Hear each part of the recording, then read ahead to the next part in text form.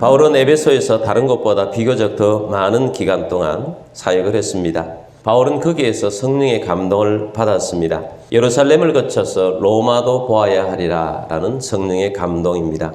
그 즈음에 에베소에서 반대자들의 큰 소요가 있었습니다. 하나님의 보호하심으로 또 지혜로운 서기장에 의해서 소요는 거쳤습니다만은 바울은 에베소 교회의 안전을 위해서라도 떠나야 했습니다. 바울은 제자들을 불러서 권면하고 마게도냐로 떠납니다. 또 마게도냐라는 지역의 여러 도시를 다니면서 세워진 교회들에게 가서 말씀을 권면합니다. 그리고 마게도냐에서 또한 헬라로 갑니다. 헬라에서 한 3개월 동안 있으면서 수리아로 가려고 계획을 세우고 추진하는 중에 헬라의 유대인들이 바울을 해하려고 하는 정보를 얻게 됩니다. 할 수 없이 수리아로 갈 것이 아니라 이제 다시 마게도냐 지역으로 왔던 지역으로 되돌아서 가서 본래 하나님 성령님께서 감동 주신 지역으로 돌아서 가기로 했습니다. 그래서 왔던 길을 되돌아가게 된 것입니다. 바울의 가는 길이 순조롭지만 않은 길이었습니다. 그러나 막힌다고 해서 그것이 다 의미가 없는 것은 아닙니다. 우리가 어떤 때는 하나님의 뜻임에도 불구하고 내가 가고자 하는 길이 순조롭지 않다 할지라도 또 다른 길을 돌아서 간다 할지라도 돌아서 가는 길이 하나님의 뜻입니다. 그래서 이제 마게도냐 지역으로 가려고 하는데 바울의 동력자들이 아시아까지 함께 가야 하겠다 하고 이 일에 동참하게 됩니다. 그들이 먼저 떠났습니다. 드로아라는 지역에 함께 모이게 되었습니다. 그래서 그들이 함께 드로아 지역에서 일주일을 머물게 됩니다. 그리고 떠나기 마지막 전날 밤에 말씀을 전합니다. 7절 말씀 보겠습니다. 그 주간의 첫날에 우리가 떡을 대려하여 모였더니 바울이 이튿날 떠나고자 하여 그들에게 강론할세 말을 밤중까지 계속하매. 아멘. 그 주간의 첫날에 주일입니다. 안식일은 토요일이지요. 늘 유대인 회당에 전도를 하고 이렇게 다닐 때는 안식일에 들어가서 말씀을 전하고 했는데 그리스도인들이 되어서 모였을 때는 초대교회 때부터 그 주간의 첫날 주일날 모이기 시작했다는 것입니다. 예수님의 부활이 구원을 일으켰고 이 부활한 날 주님 이름으로 함께 모였다는 것을 우리에게 보여주고 있습니다. 왜 모였느냐? 우리가 떡을 떼려 하여 모였더니 떡을 떼려 한다는 것은 성찬을 한다는 것입니다.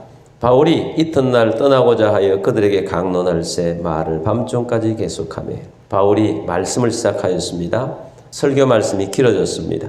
밤중까지 말씀이 계속되었습니다. 그들이 모인 것은 3층 다락이었습니다. 말씀을 듣는 중에 사고가 났습니다. 9절 말씀 보겠습니다. 유두고라 하는 청년이 창에 걸터 앉아 있다가 깊이 졸더니 바울이 강론하기를 더 오래 하매 졸음을 이기지 못하여 3층에서 떨어지거늘 일으켜보니 죽었는지라. 아멘. 유두고라는 청년이 창에 걸터 앉아서 말씀을 듣고 있었습니다.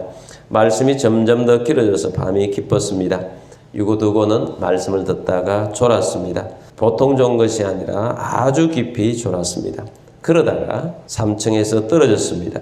모두가 깜짝 놀라서 내려가 일으켜보니 이미 죽은 것입니다. 말씀을 듣다가 웬일입니까? 유두고가 왜 죽었습니까? 이 질문을 왜 떨어졌습니까? 라는 질문과 동일한 것입니다. 떨어진 이유는 9절 말씀에 보니까 졸음을 이기지 못하여 라고 말씀을 하고 있습니다. 여러분 오늘 우리가 말씀을 들을 때 혹 졸음이 온다 할지라도 졸음을 이겨야 합니다.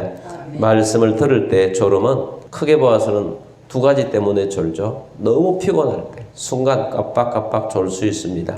근데 너무 피곤하면 깜빡깜빡 졸 때 졸음을 이기기가 쉽지 않습니다.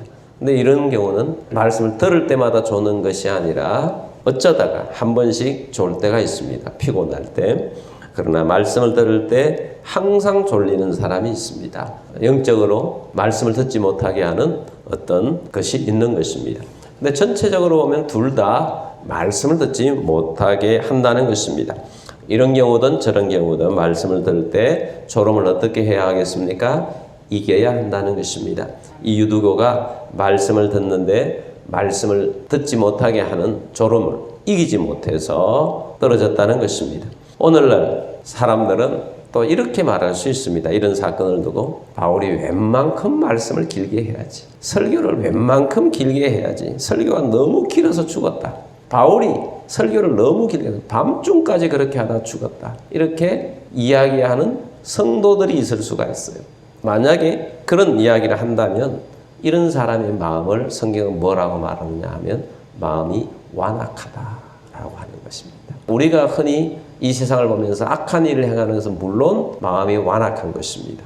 그러나 말씀에 대한 태도가 잘못된 것이 성경적으로 보면 마음이 완악한 것입니다. 우리가 어떤 순간이라도 말씀이 즐겁고 재미있어야 합니다. 그 사람이 옥토인 것입니다. 그러나 말씀에 대한 태도가 잘못된 것은 마음이 딱딱하게 굳은 것이요 마음이 악한 것입니다.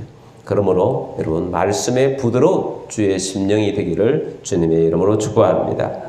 10절 말씀 보겠습니다. 바울이 내려가서 그 위에 엎드려 그 몸을 안고 말하되 떠들지 말라 생명이 그에게 있다 하고 아멘. 자, 그런 중에 하나님의 은혜가 있었습니다. 바울이 그 청년의 몸 위에 엎드려 몸을 안았습니다. 이것은 우리가 어떤 부정한 행동을 한 사람들에게 어떤 태도를 가져야 할까 하는 것을 보여줍니다. 유두가가 네가 졸아서 그렇다 그렇게 말할 수 있습니다.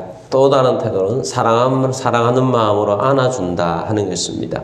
우리가 어떤 잘못한 일을 보고 그 일로 큰 일을 발생했을 때 너 그럴 줄 알았다 하고 혼내는 경우가 있습니다. 그렇지만 안아줄 수 있어야 합니다. 품어줄 수 있는 사람이 되어야 합니다. 바울은 너 말씀 듣다가 떨어졌어. 하나님 벌 받은 거야. 뭐 그렇게 말할 수 있어요. 근데 그렇게 말할 것이 아니라 안아주는 거죠. 바울이 그 속에 생명이 있음을 알고 모두에게 어떡하고 얼마나 소란스러웠겠습니까? 그때에 바울이 떠들지 말라. 그에게 생명이 있다라고 말했습니다. 11절 말씀 봅니다. 올라가 떡을 떼어 먹고 오랫동안 곧 날이 새기까지 이야기하고 떠나니라. 아멘. 올라가서 드디어 성찬을 하게 됩니다. 그리고 밤을 새워서 말씀을 또 이야기하고 또 전하고 말씀에 살아있는 모습을 보게 됩니다.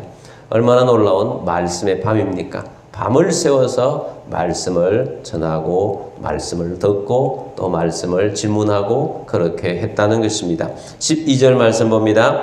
사람들이 살아난 청년을 데리고 가서 적지 않게 위로를 받았더라. 아멘. 살아난 유디고를 인해서 오히려 남아있는 사람이 이제 큰 위로를 받았습니다. 드로아에 있는 성도들은 말씀과 더불어 기적을 통해서 은혜가 넘치게 된 것입니다.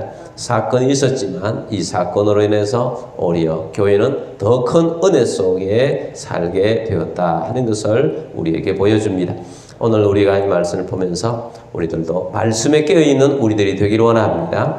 또한 우리가 어떤 경우라도 품고 나아가는 우리들이 되기를 원합니다. 하나님의 말씀에 풍성한 우리들이 되기를 원합니다. 이 말씀을 밤새워서 듣는 드로아의 성도들 우리가 기억하십시다. 말씀에 풍성하여서 말씀 가운데 거하고 말씀으로 자라가는 우리 모두가 되기를 주의 이름으로 축복합니다.